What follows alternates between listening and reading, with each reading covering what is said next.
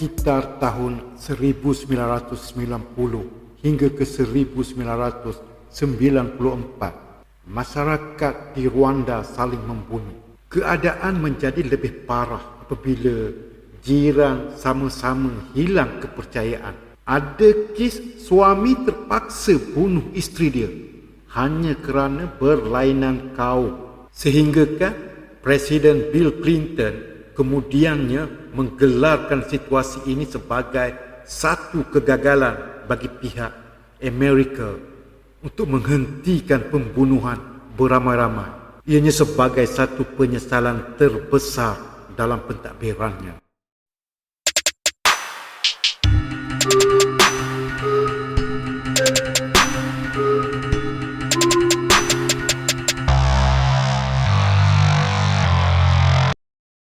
Topik kali ini kita ke negara Rwanda. Kedudukan geografinya jauh daripada laut, tapi memiliki sebuah tasik yang begitu cantik.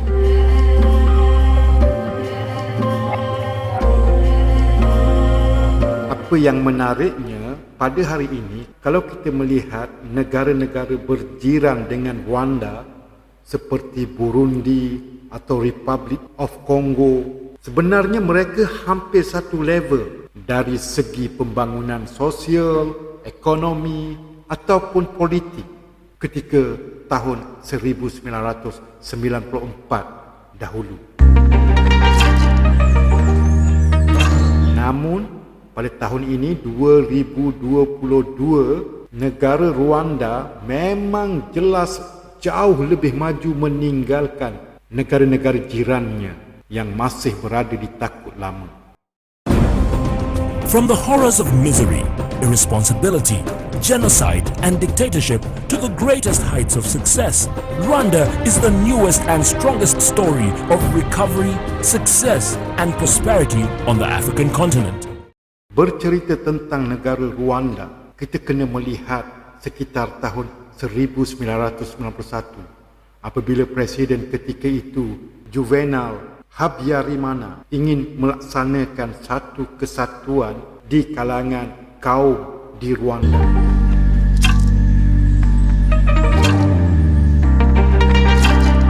Tujuannya memang untuk mengelakkan perbalahan kaum yang pasti akan membataskan pembangunan negara.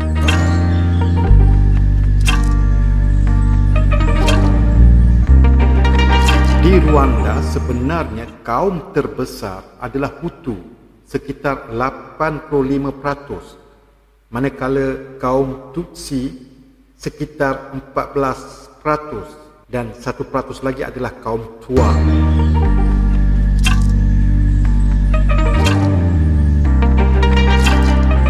Presiden Habyarimana adalah dari kaum Hutu dengan penuh berniat baik mahu membahagikan kuasa di kalangan semua kaum yang ada di Rwanda.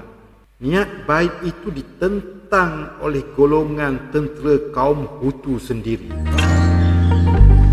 dengan alasan kaum Hutu yang paling dominan dan paling ramai di Rwanda, kuasa untuk mentadbir sepatutnya penuhnya dipegang oleh kaum Hutu.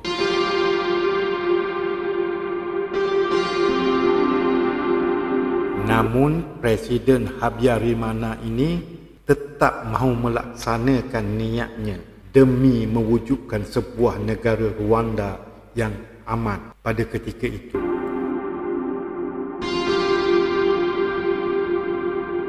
Cukup mengejutkan, tanggal 6 April tahun 1994, Presiden Habyarimana telah terbunuh apabila pesawatnya telah ditembak jatuh.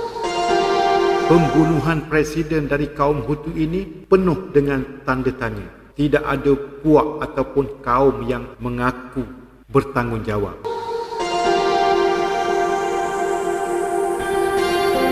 Kesempatan ini diguna oleh pelampau Hutu cuba menghasut untuk membunuh kaum-kaum lain yang ada di Rwanda.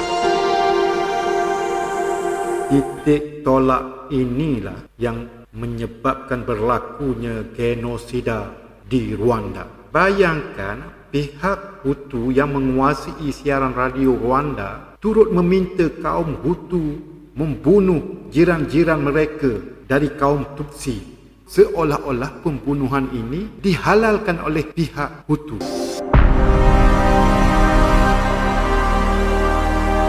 Bangsa-Bangsa Bersatu atau PBB cuba menghalang dari berlakunya pembunuhan beramai-ramai ini. Namun, tentera Rwanda sendiri menghalang campur tangan antarabangsa. Akibatnya, 10 pegawai pengaman dari Belgium telah terbunuh. Ini yang menyebabkan PBB terpaksa menarik keluar tenteranya ketika itu dari Rwanda sebab keadaan begitu kacau bilau. Pembunuhan beramai-ramai inilah yang dikenali sebagai genosida di Rwanda. Genosida itu sendiri bermaksud pembunuhan beramai-ramai, sehingga kan sekitar 700,000 hingga 1 juta orang awam Tutsi yang telah terbunuh, yang jelasnya telah dibunuh oleh kaum Hutu. Rentetan pembunuhan ini sebenarnya berlaku bermula dari bulan Oktober tahun 1990 lagi. Sebenarnya, kedua-dua kumpulan etnik ini sangat serupa, berkongsi bahasa dan budaya yang sama selama berabad-abad, mendiami dan bekerja secara bersama. Namun, undang-undang di Rwanda memerlukan pendaftaran berdasarkan kaum. Itu sahaja perbezaannya. Sebahagian dari tentera dan polis negara Rwanda ketika itu turut terpengaruh dengan isu kaum ini. Namun, sebahagiannya pula benar-benar mengawal keamanan dengan mengancam kaum Hutu yang cuba membunuh kaum Tutsi akan diambil tindakan. Namun, pujukan ini gagal. Sebaliknya, beribu-ribu orang yang tidak bersalah telah ditetap hingga mati dengan hanya menggunakan parang. Sudah pasti kaum Tutsi yang merupakan minoriti di Rwanda merupakan majoriti yang terbunuh. Selepas Pertubuhan Bangsa-Bangsa Bersatu atau PBB mengundur diri kerana keadaan yang sangat bahaya di Rwanda itu, tentera dalam Barisan Patriotik Rwanda atau ringkasnya RPF mula memainkan peranannya untuk menghentikan genosida yang berlaku di Rwanda ketika itu.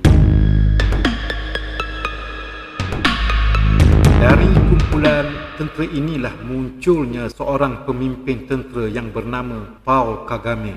Beliau telah berjaya memimpin tenteranya mengalahkan tentera Hutu, sehingga kan tentera Hutu terpaksa lari ke negara-negara jiran atau bersembunyi di hutan. RPF ini juga sebenarnya golongan tentera yang dianggotai oleh kaum Hutu dan juga kaum Tutsi. Namun pengaruh Paul Kagame cukup kuat dalam memimpin pasukan tenteranya sehingga berjaya menamat genosida atau pembunuhan beramai-ramai ini. Paul Kagame telah diangkat sebagai seorang pahlawan yang berjaya menamatkan genosida di Rwanda ini. Bimbang keadaan kembali huru-hara, Paul Kagame telah dilantik sebagai Presiden Rwanda untuk zaman peralihan perang ini. Mungkin menjadi Presiden interim yang tidak punya kuasa dalam menentukan dasar-dasar negara, namun diberi tanggungjawab untuk menjaga keamanan. Pelengkap kepada sebuah negara demokrasi, pada tahun 2003, Rwanda telah mengadakan pilihan raya umum dan Paul Kagame turut bertanding dan menang dalam pilihan raya itu. Kemenangan itu memberi peluang beliau sebagai presiden sebenar untuk negara Rwanda. Selepas memenangi pilihan raya ini, Paul Kagame kemudiannya mengubah organisasi ketenteraan dalam RPF menjadi sebuah parti politik dan beliaulah yang menjadi pemimpin utama parti politik RPF ini.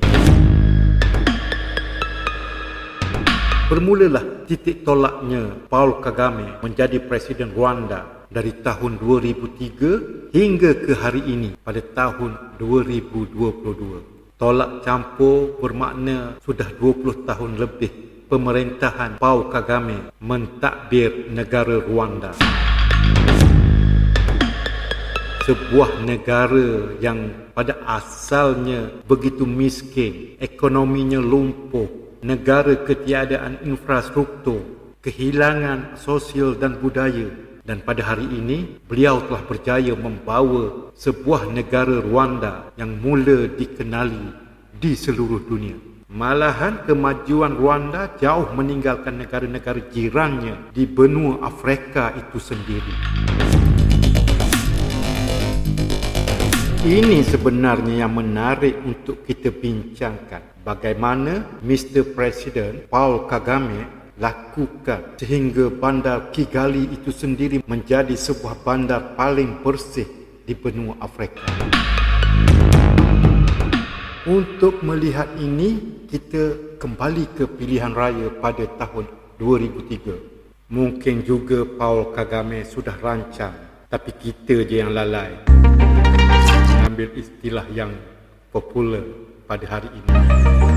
Sebenarnya sebelum pilihan raya lagi, Paul Kagame telah melancarkan satu visi, iaitu Rwanda 2020. Samalah seperti wawasan 2020 tu kot. Visi Rwanda 2020 ini telah dijaja sewaktu berkempen di pilihan raya pada tahun 2003.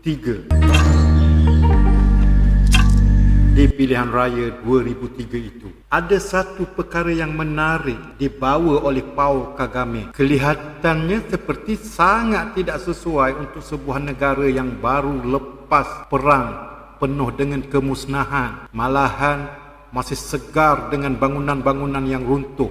Namun Paul Kagame membawa slogan itu sangat simple, iaitu semua rakyat akan dapat makan di meja makan.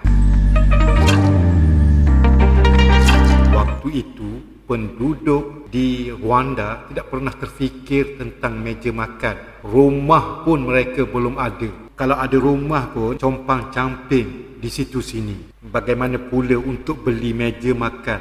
Bagaimana pula untuk makan di meja makan? Dari makan di atas meja makan, visi 2020 Rwanda segalanya ke arah kebaikan dari segi sosial, politik, infrastruktur Rwanda itu sendiri. Visi yang menekankan pendidikan, kesihatan dan teknologi maklumat. Paul Kagame juga mengalu-ngalukan pelabur luar untuk berkongsi teknologi dalam bidang pertanian. Pemerintahan Paul Kagame sendiri berazam untuk melaksanakan pembangunan infrastruktur yang berkelas dunia. Di awal pemerintahan, beliau cukup bersungguh-sungguh membangunkan organisasi pendidikan, mendahului segala-galanya, memberi tekanan sepenuhnya kepada pendidikan sehingga berjaya mengurangkan tahap buta huruf dalam negaranya sendiri. Sebelum itu, hanya 50% sahaja yang boleh membaca di Rwanda. Namun pada tahun 2018, hampir 73% penduduk di Rwanda sudah boleh membaca. Tinggal golongan tua sahaja yang masih buta huruf.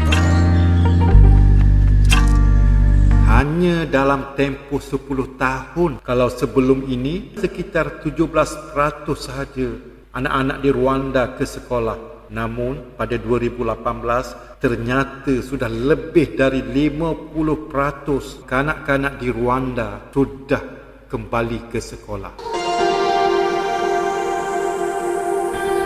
Hampir semua imunisasi yang digariskan oleh WHO akan menjadi keutamaan diambil untuk kesihatan rakyat di Rwanda. Lebih menarik bila segala yang dilaksanakan ada ukuran yang telah dimuatkan dalam Rwanda Annual Report dikeluarkan pada setiap tahun. Hari ini kalau kita lihat keterampilan sekolah rendah dan menengah di Rwanda, kelihatan benar-benar sebanding dengan negara-negara membangun atau negara maju yang lain. Pendidikan dengan penekanan kepada teknologi dan pembelajaran berkomputer, itu yang telah diterapkan dalam sistem pendidikan pada hari ini. Bandar utama di Rwanda iaitu Kigali lebih mesra kepada pejalan kaki. Banyak sekali lokasi-lokasi di dalam bandar Kigali sengaja berada dalam keadaan free car zone, manakala car free day diadakan pada setiap 2 minggu sekali. Ini sudah menjadi budaya bandar Kigali. Tidak cukup dengan itu, pada setiap hari Sabtu terakhir dalam setiap bulan akan diadakan gotong royong membersihkan bandar. Gotong royong perdana itu melibatkan semua kaki tangan kerajaan dan seluruh rakyat. Menteri-menteri juga turut serta dalam melaksanakan kerja-kerja pembersihan bandar. Maka jelas dapat dilihat di sinilah kunci bandar Kigali, Rwanda menjadi bandar terbersih di benua Afrika. Hari ini Rwanda telah menjadi sebuah negara Afrika yang begitu pantas peningkatan pelaburannya. Malahan berebut-rebut pemimpin dari negara luar membuat kunjungan rasmi ke Rwanda. Jadual kehadiran pemimpin luar negara dan pelabur-pelabur ke Rwanda memang cukup padat. Topik ini tidak akan menyentuh soal politik di Rwanda sepanjang Paul Kagame menjadi presiden. Sebuah negara demokrasi tiba-tiba mampu jadi presiden selama 20 tahun, memang banyak isu-isu yang tidak dapat dielakkan. Namun pada pilihan raya tahun 2017, Paul Kagame telah mendapat lebih 98% sokongan untuk terus kekal menjadi presiden. Bayangkan, hanya 2% sahaja sokongan yang mampu diterima oleh lawannya. Bandar Kigali sendiri apabila berada dalam keadaan free car zone, ianya menjadi satu lokasi untuk penduduk di Kigali sendiri bersukan atau beriadah. Dan lebih mengagumkan, wajah-wajah penduduk di Rwanda sendiri seolah-olah semakin berubah rupa warga di sebuah negara maju. Topik ini ditamatkan di sini. Terima kasih kerana boleh sampai ke penghujung konten pada kali ini. Seperti biasa, sekiranya anda berkenan, jangan lupa subscribe. Nantikan cerita-cerita yang pasti akan dibawa untuk waktu akan datang. Sekian untuk topik kali ini. Terima kasih.